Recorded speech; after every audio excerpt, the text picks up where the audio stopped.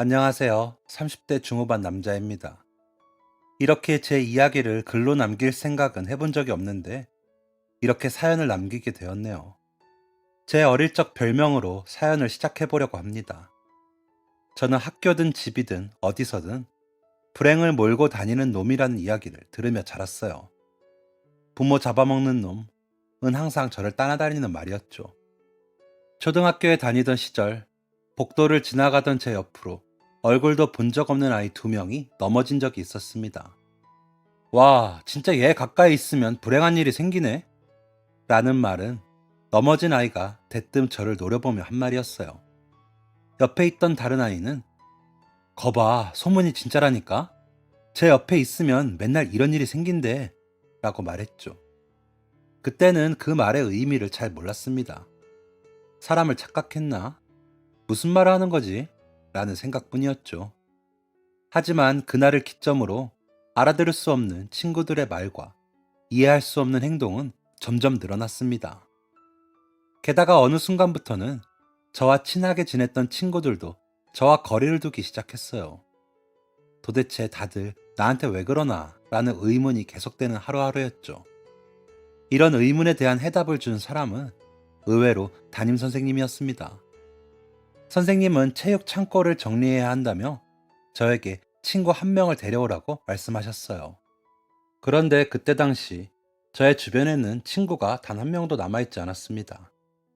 저는 한 명이라도 저를 도와줄 거라고 생각하고 반 친구들에게 선생님이 체육 창고 정리해야 한다는데 한 명만 나 도와주라 라고 말하고 다녔죠. 그런데 정말 놀랍게도 그 누구도 제 이야기를 들어주지 않았습니다. 차라리 제 말을 무시하는 친구들이 고마울 정도로 몇 명 친구들은 대놓고 저에게 너랑 거기 들어갔다가 뭔 일이 있을 줄 알고 널 도와줘 라는 말을 할 정도였죠. 저는 결국 풀이 죽은 모습으로 선생님께 돌아가 함께 할 친구가 없다고 털어놓았습니다. 그런데 그때 선생님은 제 얼굴은 쳐다보지도 않으시며 네 부모님 없다고 친구들한테 왕따 당한다더니 사실인가 보네? 라고 이야기하셨어요. 그 얘기를 들은 저는 벙칠 수밖에 없었습니다. 그리고 마음이 무너져 내린다는 표현의 느낌을 알게 되었죠. 사실 저도 알고 있었던 것입니다. 왜 친구들이 나를 피하고 내가 지나갈 때마다 수근덕거리는지 그 이유를 말이죠. 저는 그때 확실히 인정했습니다. 나는 부모를 잡아먹은 놈이 맞다라고 말입니다. 그때 제 나이는 초등학교 5학년 12살이었습니다. 제가 스스로를 부모 잡아먹은 놈이라고 인정하게 된 이유는 제가 정말 부모를 잡아먹은 놈이었기 때문입니다. 저를 낳아준 어머니는 제가 유치원에 다닐 때 돌아가셨다고 합니다. 사실 낳아주신 어머니에 대한 기억이 뚜렷하진 않아서 친어머니를 향한 애틋함이나 그리움 같은 건 딱히 없었어요. 그냥 그런 분이 계셨다는 사실만 알고 있었죠. 사실 제가 진짜 애틋하게 느꼈던 존재는 아버지와 재혼하신 새어머니였습니다. 새어머니는 정말 좋은 분이셨어요. 어릴 때 본 동화책에는 계모가 자식을 괴롭히는 내용이 정말 많이 나왔는데 저는 그런 동화를 볼 때마다 이해가 되지 않았습니다. 왜냐하면 제 곁에 있는 새어머니는 그 누구보다 저를 아껴주신 분이었기 때문이죠. 새어머니와는 첫 만남부터 또렷하게 기억납니다. 새어머니는 단아한 원피스가 어울리는 분이셨어요. 저는 새어머니의 첫 모습을 보고 선녀 같다는 생각을 하기도 했습니다. 하지만 너가 성훈이구나 라며 제 머리를 쓰다듬으시는 새어머니의 손길에 소스라치게 놀라며 피하기까지 했죠. 왜냐하면 저는 여성에게 예쁨을 받아본 기억이 전혀 없었기 때문입니다. 친어머니는 돌아가실 때까지 줄곧 병원에 계셨고 제가 기억하는 어머니와의 순간은 어머니의 상태가 심각해져서 의식조차 없을 때가 전부였죠. 게다가 아버지는 상당히 무뚝뚝한 분이셨어서 전 살가운 취급을 받아본 적이 없었습니다. 어색한 손길과 목소리에 소스라치게 놀라며 제가 새어머니의 손길을 피하자 아버지는 저에게 이 녀석이라고 말하며 나무라려고 하셨어요. 그러자 새어머니는 아버지를 저지하시며 괜찮아요. 아직 어색할 텐데 제가 너무 성급했네요. 라며 저를 보고 삥끗 웃어주셨죠. 무서운 아버지를 말 한마디로 제지하다니 새어머니는 선녀가 분명했습니다. 새어머니와 아버지와 함께 지냈던 그 짧은 시간은 제 인생에서 가장 행복한 시간입니다. 나름 꽤 성공했고 먹고 살만해진 지금보다도 말이죠. 그 정도로 새어머니는 저를 잘 챙겨주셨어요. 손톱 발톱도 아버지가 깎아주실 때는 삐뚤빼뚤했는데 새어머니가 깎아주시면 반듯하니 깔끔했고 아버지와 둘만 살 때는 옷에서 퀴퀴한 냄새도 났었는데 제 옷에서 푸근한 향기가 나기 시작했습니다. 어린 나이에도 내 인생에 큰 변화가 생겼구나 라고 생각이 들 정도로 행복한 나날의 연속이었죠. 새 어머니와 아버지도 행복하게 사셨습니다. 아버지는 어느 순간부터 무뚝뚝한 아버지의 타이틀을 벗어 던지시더니 사랑하는 우리 아들 이라며 귀가하기까지 하셨어요. 처음엔 대체 왜 이러시나 라는 생각이 들기도 했지만 그것도 잠시 애정과 사랑이 고팠던 저는 그저 그런 아버지의 변화가 반가울 따름이었습니다. 그런데 저는 행복한 아버지의 모습을 단 1년도 보지 못했습니다. 아버지가 불의의 사고로 재혼을 한 지 1년도 안 되어 돌아가셨기 때문이죠. 갓 초등학교에 들어갔던 저는 4년이라는 시간 동안 새어머니와 함께 살았습니다. 새어머니는 저를 정말 친자식처럼 생각하셨어요. 아버지가 없는데도 저를 지극정성으로 돌보셨죠. 새어머니는 저를 엄하게 꾸짖으시곤 뒤돌아서 눈물을 훔치던 분이셨습니다. 제가 잘못해서 혼이 난 건데도 말이죠. 어린 나이였지만 이런 새어머니의 사랑은 저에게 고스란히 전해졌습니다. 그 사랑은 너무나 커서 아버지의 빈자리조차 말끔히 메울 정도였어요. 그런데 제가 4학년이 되었을 때 새어머니가 돌연 재혼을 선언하십니다. 조금 당황스러웠지만 새어머니의 선택을 이해했어요. 이젠 나 말고 다른 가족을 찾고 싶은 건가? 라는 생각이 들었지만 그래도 괜찮았습니다. 왜냐하면 새어머니가 자신의 어머니, 그러니까 저에겐 새할머니가 되시는 분에게 피 한 방울 안 섞인 남의 새끼 데리고 살면서 네 인생까지 다 망가졌다. 솔직히 남의 새끼 키우는 여자랑 결혼할 남자가 어디 있겠냐? 이게 다 저 애 때문이다. 저 애! 라는 소리를 들은 걸 제가 보았기 때문이죠. 새어머니의 사랑을 겪어본 저는 새어머니의 재혼 결정이 새어머니 자신이 아니라 오로지 저를 위해서임을 알고 있었습니다. 제가 아빠 없는 자식으로 살지 않게 하기 위해, 제가 어머니의 걸림돌이라는 소리를 들으며 무시당하지 않게 하기 위해 이렇게 새어머니는 저를 정말 사랑하셨습니다. 그렇기 때문에 조금은 서운한 마음이 들어도 100번, 1000번 이해하기로 마음먹었습니다. 무엇보다 함께 살게 될 새아버지에게는 저보다 나이 많은 딸 한 명과 나이가 어린 아들이 있었기 때문에 아버지도 생기고 형제도 생긴다고 좋게 좋게 생각하기로 마음먹었죠. 그런데 이런 마음을 먹은 지 얼마 되지도 않아서 새어머니 또한 돌아가시게 됩니다. 재혼한 지 1년도 채우지 못한 상황이었죠. 새어머니가 장을 보고 오시다가 빙판길에 미끄러져 넘어졌는데 하필 넘어진 위치가 계단 모서리였다고 합니다. 세상이 원망스러웠습니다. 친어머니도 친아버지도 저에게 진짜 사랑을 가르쳐 주셨던 새어머니도 모두 앗아간 하늘이 야속했어요. 하지만 이제 나는 어떻게 살아야 하지? 라는 고민을 해보지 않았습니다. 저에게 남은 가족이 피 한 방울 전혀 섞이지 않은 새아버지와 형제들이었는데도 말이죠. 그 이유는 바로 제가 피 한 방울 섞이지 않은 새어머니에게 친가족보다 더한 사랑을 받았던 경험이 있기 때문입니다. 그래서 당연히 새아버지와 형제들과 잘 살 수 있을 것이라고 생각했던 것이죠. 그런데 그 생각은 아주 잘못된 것이었습니다. 그들과 잘 살 수 있으리라 생각했던 건 저 한 사람만의 소원이었던 것이죠. 새어머니가 넘어지며 머리를 다친 후 입원하시자 제가 살던 집의 크기는 점점 줄어들어갔습니다. 깔끔했던 벽지가 누리끼리 해지고 빈틈없이 메워져 있던 장판은 드문드문 까져 있고 늘 화사했던 형광등은 탁해지고 집의 크기도 점점 작아졌죠.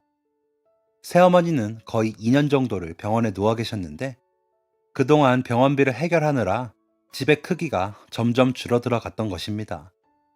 새어머니가 돌아가셨을 때 제가 살던 집은 방 2칸짜리 달동네 집이었어요.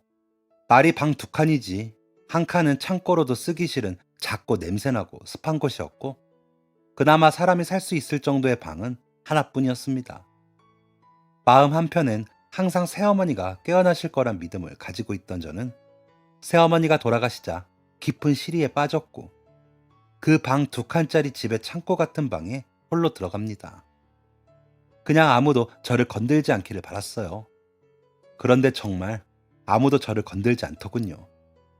그때부터 새아버지와 새형제들의 괴롭힘이 시작되었습니다. 그들은 단 한 번도 창고에 틀어박힌 저에게 거기 춥다, 장판도 없는데 나와서 자라 는 등의 이야기를 한 적이 없습니다.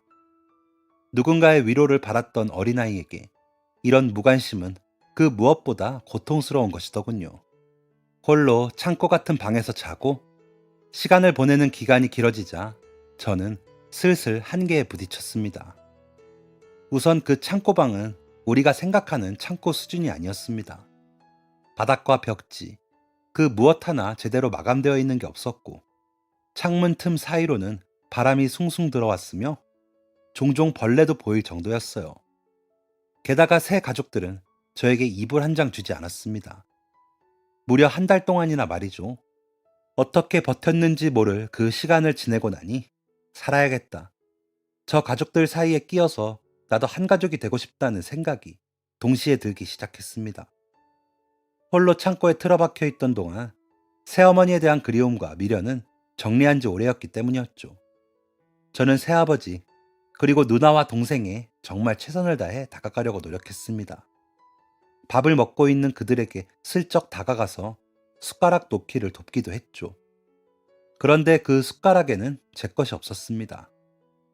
정말 그 집에는 딱 3사람이 쓸 수 있는 수저밖에 없었어요. 이때부터 뭔가 단단히 잘못 돌아가고 있다는 걸 깨달았습니다. 이게 뭐지?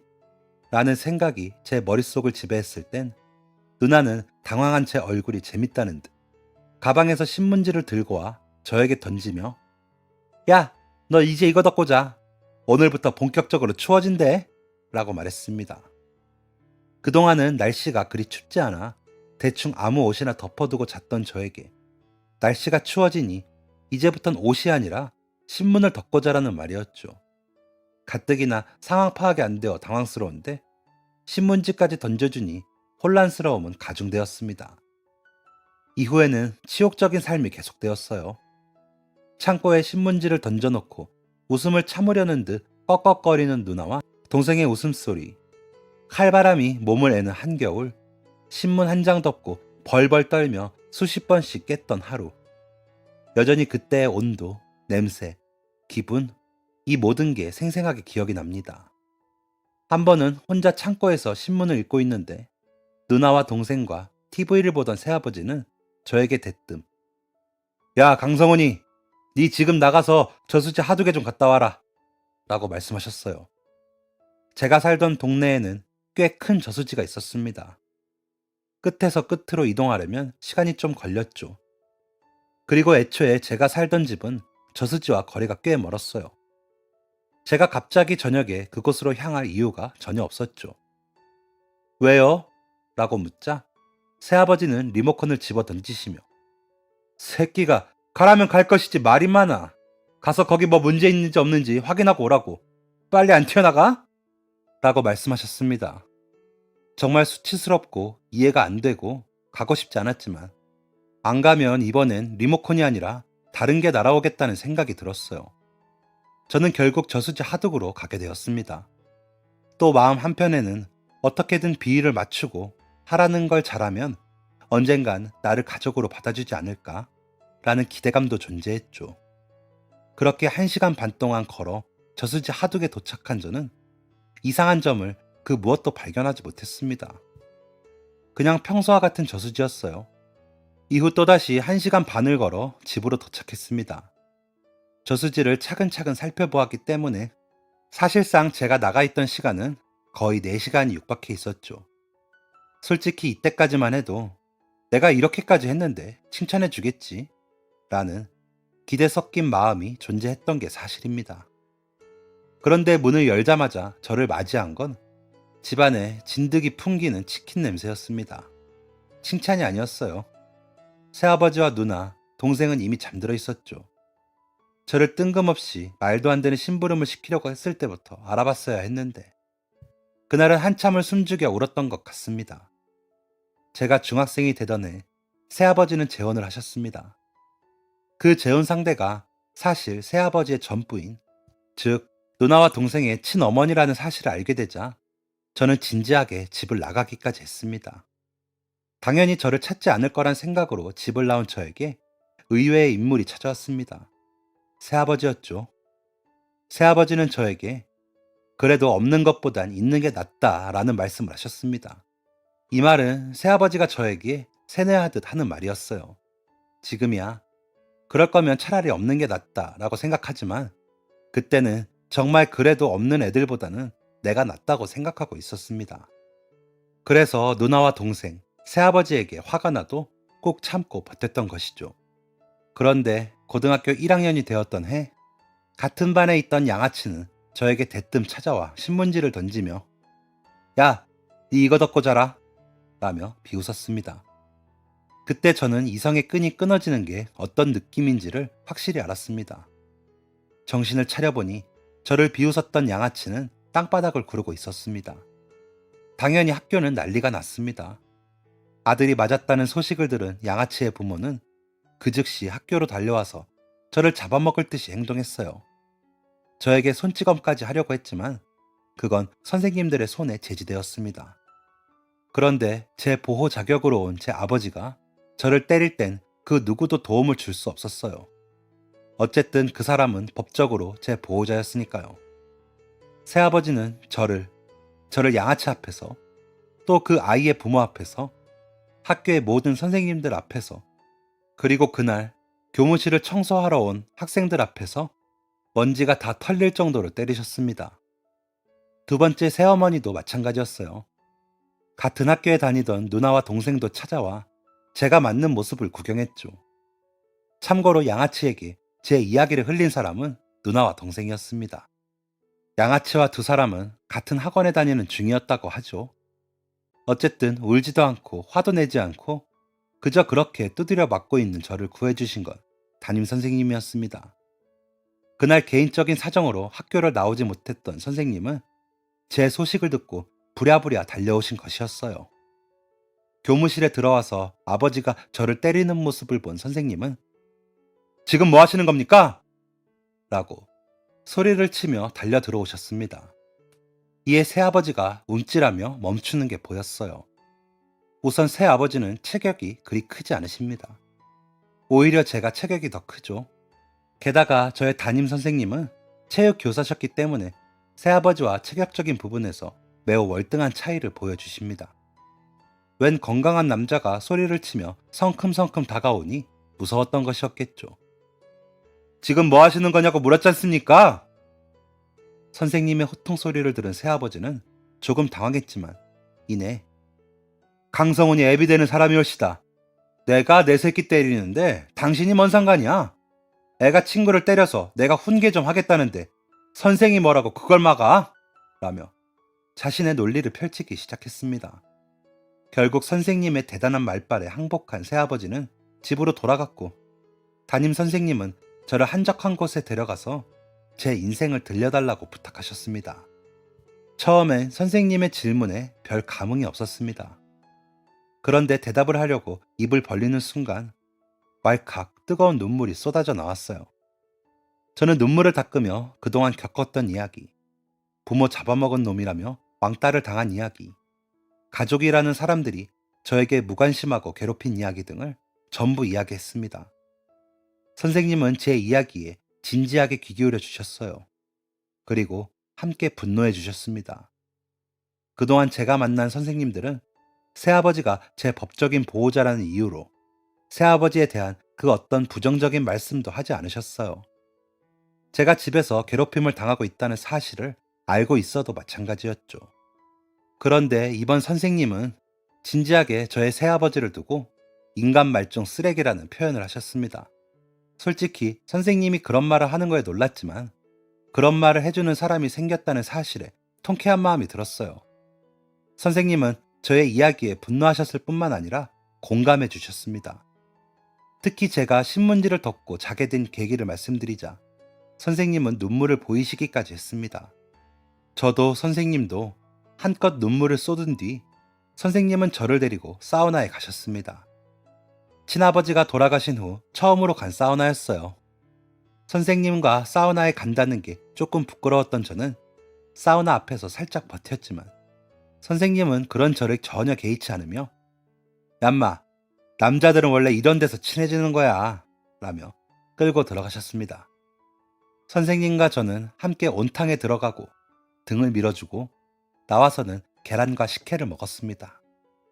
그 순간만큼은 그 무엇도 생각나지 않고 행복하기만 했어요. 새어머니가 돌아가시고 난 뒤 처음으로 느끼는 안정감과 행복이었죠. 하지만 갑자기 문득 이 행복도 곧 끝나겠지. 나는 집으로 돌아가니까 라는 생각이 들었어요. 순간 불안감과 사무치는 외로움이 저를 감쌌습니다. 아마 그게 제 얼굴에서 티가 났겠죠. 선생님은 로션을 바르시며 저에게 오늘 집에 가지 말자 라고 하셨어요. 네? 저는 제가 잘못 들은 줄 알았습니다. 집에 들어가지 마. 오늘 우리 집으로 가자. 그리고 앞으로도 쭉 거기 있어. 선생님의 말씀이 이해가 되지 않았습니다. 그러니까 말은 이해가 되는데 그 뜻이 이해가 안 되었어요. 선생님은 선생님 집이요? 왜요? 라고 묻는 저의 질문에 너네 집에는 내가 잘 말할게. 앞으로는 그냥 우리 집에서 살아. 라고 대답하셨습니다. 얼떨떨하게 선생님의 집으로 따라 들어가자 저보다 더 얼떨떨해 보이시는 선생님의 아내분이 계셨어요.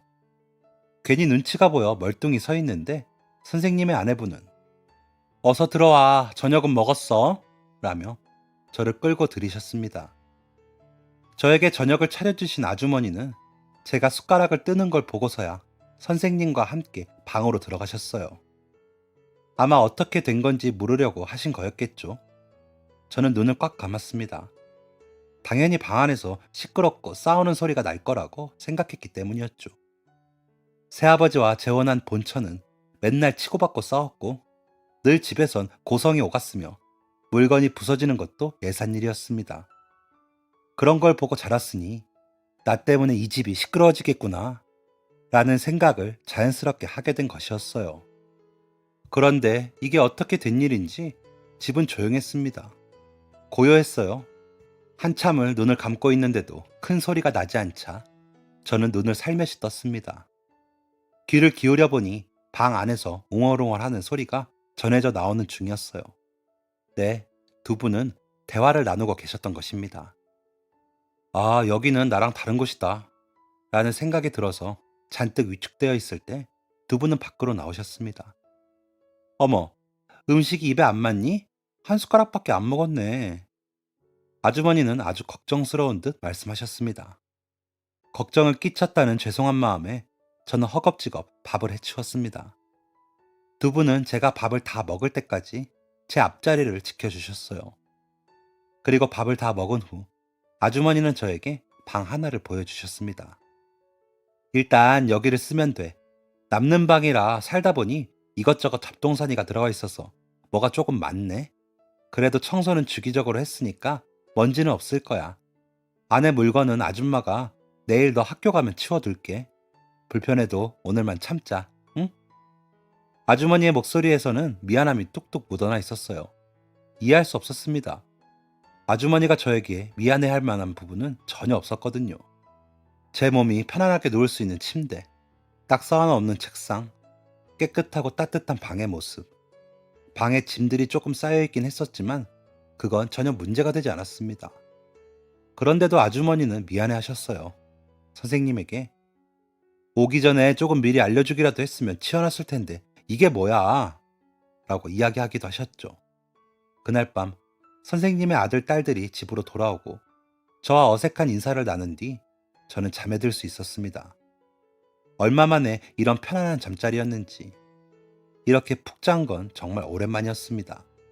다음 날 아주머니는 제가 없는 동안 방을 깨끗하게 치워주셨고 저는 온전한 저만의 공간을 처음으로 갖게 되었습니다.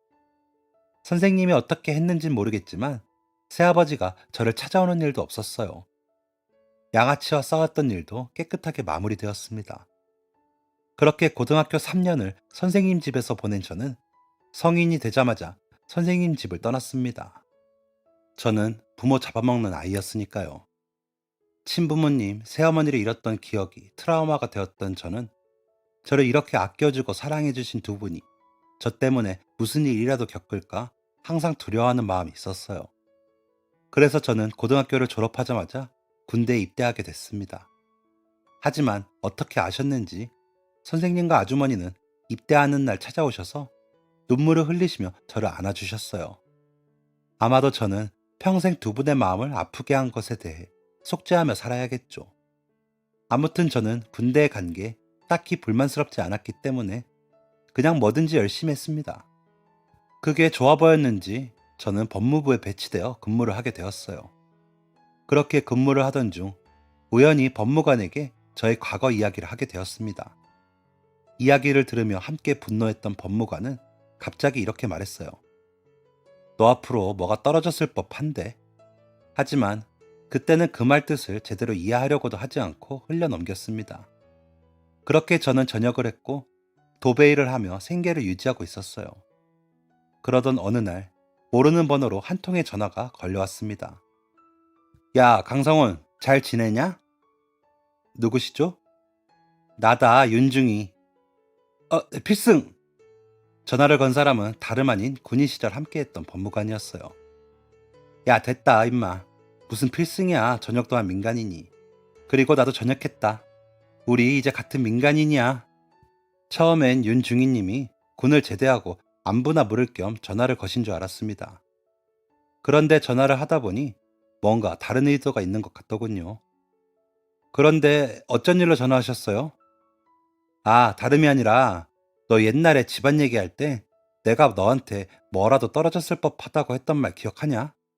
네, 그거 내가 좀 도와주고 싶은데 괜찮아? 저를요?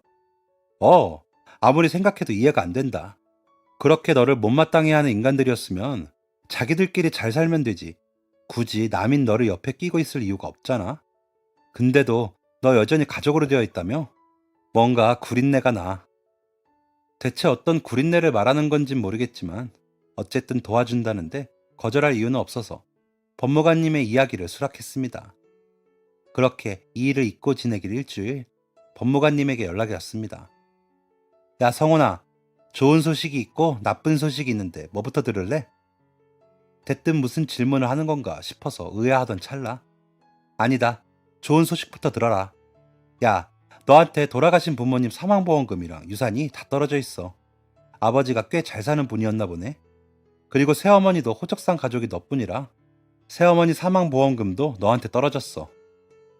생각조차 해본 적 없는 사망보험금, 유산 이야기에 정신이 혼미해지고 있는데 법무관님이 결정타 한 방을 날리자 저는 기절하기 직전에 이르렀어요. 그게 총 20억이 넘어. 20억이라니. 법무관님은 20억이라는 현실감 없는 금액에 아무 대답 못하고 있는 저에게 나쁜 소식을 전해주셨습니다. 근데 그 돈을 너네 새아빠 가족들이 다 가로챈 모양이야. 그거 너 앞으로 돌려놓으려면 시간이 좀 걸릴 것 같다. 그리고 자기들끼리 쓴 돈이 있는 것 같아. 그 사람들이 재산이 있으면 너 돈에서 빵꾸 난 거 직접 메꾸라고 하고 끝내면 편한데 그 인간들 너한테서 가로챈 돈 말고 쥐뿔도 없는 것 같더라. 귀찮게 됐어. 나쁜 소식은 이것이었습니다. 빨리 그 사람들한테 돈 받고 연을 끊고 싶을 텐데 그 사람들이 쓴 유산도 돌려받으려면 자꾸 연락하고 만나야 하니 제가 많이 고생할 것 같다는 의미였죠. 그런데 아무리 봐도 저에게 이건 기회였습니다. 복수할 수 있는 기회요. 돈을 제 앞으로 돌리는 건 생각보다 쉽게 끝났습니다. 정확히 2주가 걸렸죠. 그리고 왜 그동안 나를 없는 인간 취급하면서도 데리고 있으려고 했는지 그 이유를 알게 되었습니다.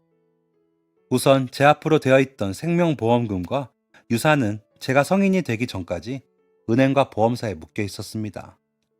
그래서 그 돈을 홀라당 가져가려고 저를 억지로 성인이 될 때까지 잡아둔 것이었죠. 보험사와 은행에서 돈이 나올 때까지만 저와 가족관계를 유지하면 되니까요. 20억 중 8억은 이미 사용된 상태였습니다. 집 사고 차 사고 장사한다고 쓰고, 장사는 하는 족족 말아먹어서 거기에 들어간 돈이 꽤 되네요.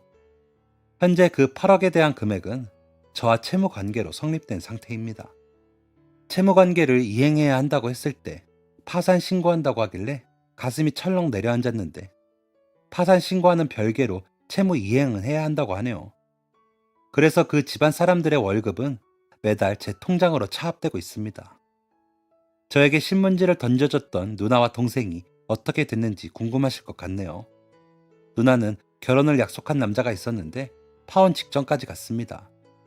저는 그저 한순간에 집안의 모든 재산이 사라지고 월급까지 차압당한다는 사실을 남자 쪽에 슬쩍 흘렸을 뿐인데, 남자 쪽 집안에서 알아서 움직이더군요.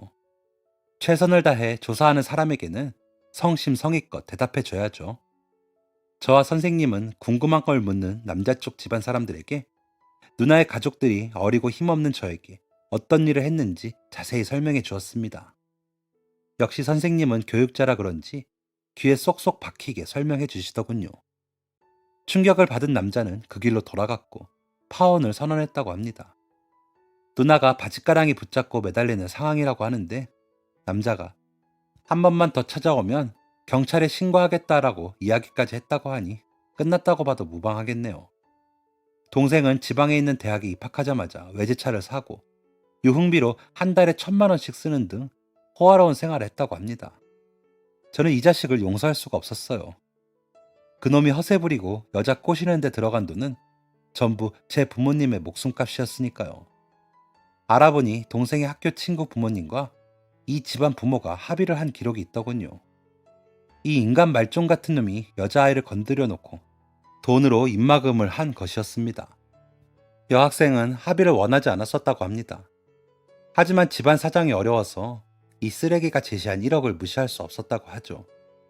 눈물을 훔치며 제발 그놈을 어떻게든 해달라는 말에 전 수단과 방법을 가리지 않고 그놈의 인생을 나락으로 떨어뜨렸습니다. 그 과정은 자세하게 서술하면 학생에게 상처가 될 수 있기 때문에 적지 않겠습니다. 결론만 말씀드리자면 여학생은 마음의 평화를 얻었고 그 쓰레기는 사회에서 재기할 수 없을 정도가 되었어요. 요즘엔 엄마 아빠 때문에 내 인생 망했다며 집안에서 폐악을 부리기 일쑤라고 하네요. 누가 누구 인생을 망쳤다는 건지. 어느 날은 생명보험금과 유산을 돌려받고 여학생이 일을 처리하던 중 알게 된 형사님에게 전화가 왔습니다. 그 쓰레기가 길에서 행패를 부리다 잡혀왔는데 행색이 말이 아니라는 이야기를 전해주기 위해서였죠. 보호자로 부른 건 아니었습니다. 애초에 저는 친아버지와 새어머니 호적으로 옮긴 상태여서 그 친아들과는 완전히 남이기 때문이죠. 형사님은 그냥 이런 일이 있었다고 소식을 전해주시려는 것뿐이었습니다. 저는 전화를 끊자마자 곧장 경찰서로 달려갔어요. 한 손에는 신문지를 들고 말이죠. 신문지를 그 쓰레기에게 던져주며 조롱할 심산이었죠. 경찰서에 들어가자 그 쓰레기는 술에 취한 건지 쓰러지듯 누워있었고, 그의 부모와 누나는 경찰분에게 사정사정하고 있었습니다. 과태료가 너무 센데요? 조금 줄일 순 없을까요? 저희 사정이 좀 안 좋아서요. 세상 불쌍하게 이야기하는 그들에게 경찰분은 단호했습니다. 말이 되는 소리를 하세요. 이 정도로 끝나는 거에 감사하셔야 돼요. 단호한 경찰분의 태도에 한숨을 푹 쉬며 뒤를 돈 세 사람은 신문지를 들고 서 있는 저를 발견했습니다. 성훈아, 역시 와줬구나. 역시. 그래도 한 입을 덮고 산 세월이 있는데 너도 이렇게까지 동생이 고생하는 건 마음이 좀 그렇지? 역시 우리가 너를 잘 키우긴 했어. 연신 허리를 굽신거리며 제 비위를 맞추려고 노력하는 새아버지와 그의 아내, 그리고 눈치를 보는 누나, 썩 유쾌하진 않더군요. 인간의 밑바닥을 엿보는 기분이라 오히려 불쾌하기만 했습니다. 뭔 소리예요? 두 분이 언제 저를 키우셨어요?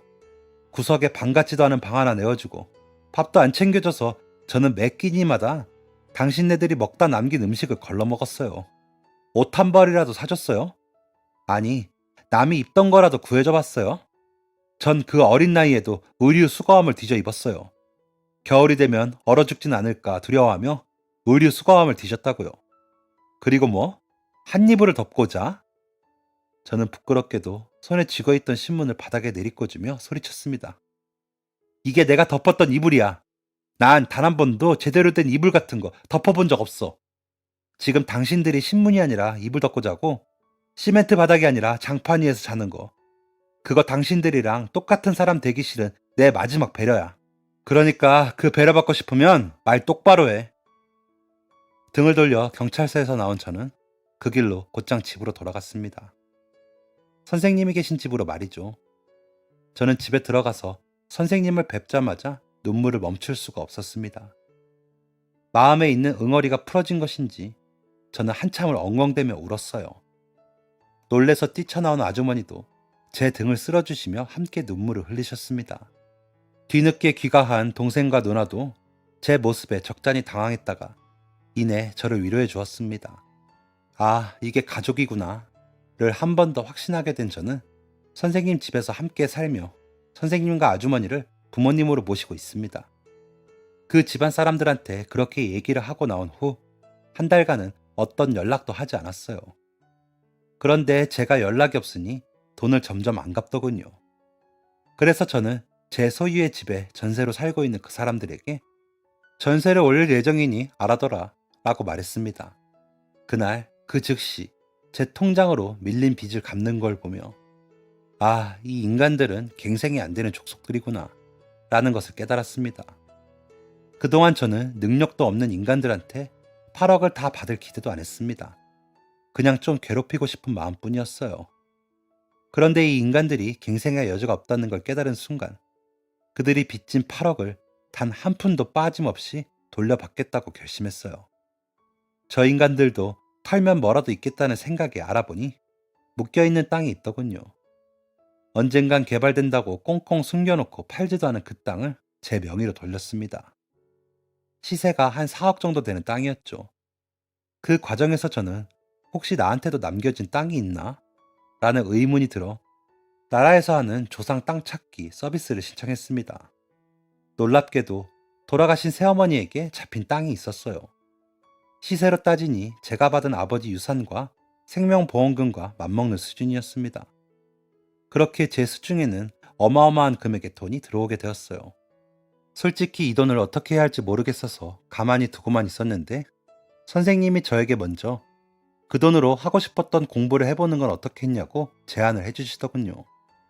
그래서 저는 다양한 경험을 해보기 시작했고 제가 미술에 재능이 있다는 사실을 알게 되었습니다. 사실 어릴 때는 재료 살 돈도 없어서 그림 한번 그려본 적이 없었거든요. 저는 미술을 공부하여 해외 유명 대학에 유학까지 가게 되었고 현재는 해외와 한국으로 오고 가며 활동을 하고 있습니다. 선생님과 아주머니, 아니 아버지와 어머니를 자주 뵙지 못하는 건 아쉽지만 그래도 괜찮습니다. 두 분에게 자랑스러운 아들이 되었다는 사실이 중요하죠. 그리고 은혜는 두고두고 효도하며 갚을 예정입니다. 제 사연은 여기까지입니다. 어디 가서 털어놓기도 쉽지 않은 이야기를 이렇게 하고 나니 속이 시원하네요. 여러분, 저와 새어머니, 저와 선생님 가족을 보면 피가 섞이지 않아도 가족이 될 수 있는 것 같습니다. 그러고 보면 사랑엔 조건도 이유도 없다는 말이 사실인 것 같네요. 긴 글을 읽어주셔서 감사합니다. 지금까지 사연 들어주셔서 감사합니다. 사연이 재밌으셨다면 구독과 좋아요를 눌러주세요. 감사합니다. 안녕히 계세요.